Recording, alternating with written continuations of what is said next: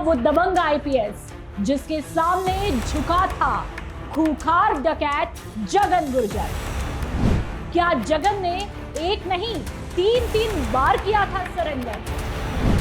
आखिर हर बार हथियार डालने के बाद वो फिर बिहड़ों में क्यों लौट आया?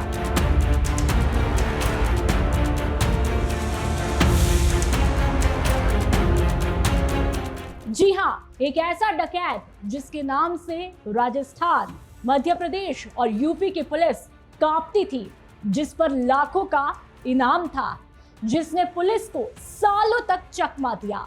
लेकिन सवाल ये है, आखिर ऐसा क्या था कि यही डकैत 3 बार हथियार डालने को मजबूर हुआ?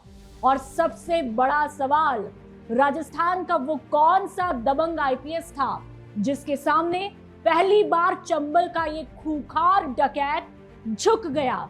आज आपको बताएंगे जगन गुर्जर के हर सरेंडर की इनसाइड स्टोरी, जिसके पीछे छिपी है पुलिस, राजनीति और चंबल की सबसे दिलचस्प कहानी।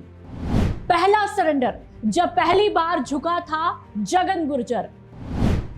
साल 2001, चंबल का बीहड़, ऑपरेशन जगन।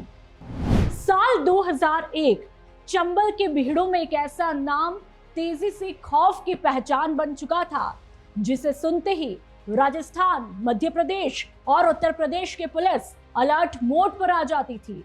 लूट, फिरौती, अपहरण और हथियारों के दम पर दहशत फैलाने वाला जगन गुर्जर लगातार पुलिस की पकड़ से बाहर था।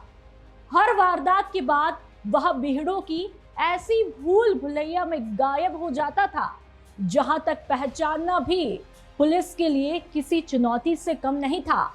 लेकिन इसी दौर में धौलपुर जिले की कमान एक ऐसे अधिकारी के हाथों में थी, जिनकी पहचान अपराधियों के खिलाफ सख्त कार्रवाई करने वाले पुलिस अफसर के रूप में बन रही थी। ये थे तत्कालीन पुलिस अधीक्षक बीजू जॉर्ज जोसेफ। कहा जाता है कि उन्होंने चंबल के बीहड़ों में सिर्फ कागजी कार्रवाई नहीं की, बल्कि मुखबिर तंत्र को मजबूत किया, लगातार कॉम्बिंग ऑपरेशन भी चलाए, डकैतों के संभावित ठिकानों पर दबिश दी और गैंग के मूवमेंट पर लगातार पैनी नजर रखी। पुलिस का यह दबाव धीरे धीरे इतना बढ़ा कि पहली बार जगन गुर्जर को एहसास होने लगा कि अब बच निकलना आसान नहीं है। और फिर वह दिन आया जब चंबल के बीहड़ों में सालों तक पुलिस को चुनौती देने वाला यही खूंखार डकैत तत्कालीन एसपी बीजू जॉर्ज जोसेफ के सामने हथियार डालने को मजबूर हुआ। तत्कालीन एसपी गोविंद गुप्ता से शुरुआत हुई और फिर बीजू जॉर्ज जोसेफ ने डांग और बीहड़ों में पुलिस को मजबूती से एहसास कराया और फिर दसियों और पुलिस टीम के बीच भागम भाग का दौर शुरू हुआ। ये जगन गुर्जर के आपराधिक जीवन का पहला बड़ा सरेंडर था, जिसने ये साबित किया कि अगर पुलिस की रणनीति लगातार और सटीक हो तो बीहड़ों का सबसे शातिर अपराधी भी कानून के सामने झुक सकता है।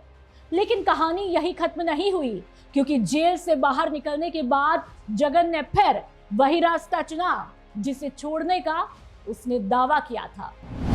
दूसरा सरेंडर, जिसकी तस्वीरें पूरे देश ने देखी। 31 जनवरी 2009, कैमरी गांव, करौली। पहले सरेंडर के कुछ सालों बाद एक बार फिर जगन गुर्जर अपराध की दुनिया में लौट चुका था। उसके खिलाफ राजस्थान, मध्य प्रदेश और उत्तर प्रदेश में दर्जनों मुकदमे दर्ज हो चुके थे। इनाम बढ़ चुका था और पुलिस एक बार फिर उसकी तलाश में जुटी थी। 1 जनवरी 2009 को करौली जिले के कैमरी गांव में एक ऐसा दृश्य देखने को मिला जिसने पूरे देश का ध्यान अपनी तरफ खींच लिया। हजारों लोगों की मौजूदगी में आयोजित एक सार्वजनिक कार्यक्रम में तत्कालीन सांसद सचिन पायलट मंच पर मौजूद थे और उसी मंच तक पहुंचकर जगन गुर्जर ने आत्मसमर्पण करने की घोषणा की। तस्वीरें पूरे देश में चली और लोगों ने यही समझा कि जगन ने सचिन पायलट के सामने सरेंडर किया है। लेकिन इस कहानी का सबसे महत्वपूर्ण तथ्य अक्सर छूट जाता है। कानूनी तौर पर यह आत्मसमर्पण किसी राजनीतिक नेता के सामने नहीं, बल्कि राजस्थान पुलिस के सामने हुआ था। जानकारी के मुताबिक उस समय करौली के पुलिस अधीक्षक सरवर खान अपनी पूरी टीम के साथ में मौके पर मौजूद थे। सुरक्षा व्यवस्था से लेकर हथियारों की जब्ती और जगन की गिरफ्तारी तक की पूरी कानूनी प्रक्रिया पुलिस ने पूरी की।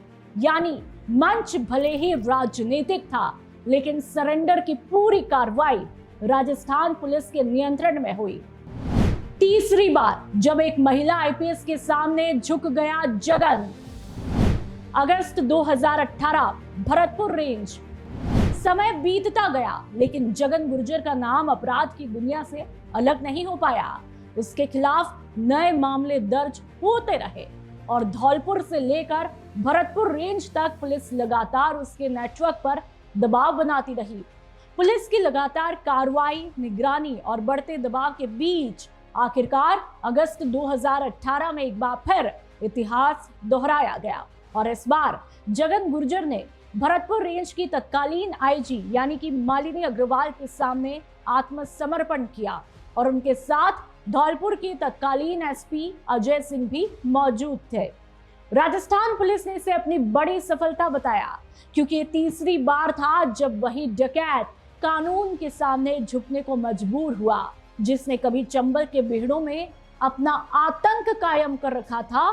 लेकिन सबसे बड़ा सवाल आज भी वही है, तीन बार कानून के सामने सिर झुकाने वाला खूंखार डकैत जगन गुर्जर आखिर हर बार अपराध की दुनिया में वापस क्यों लौट आया? यही सवाल इस पूरी कहानी को सिर्फ एक डकैत की कहानी नहीं, बल्कि चंबल पुलिस और अपराध की उस मानसिकता की कहानी बना देता है, जिसे समझना आज भी उतना ही जरूरी है।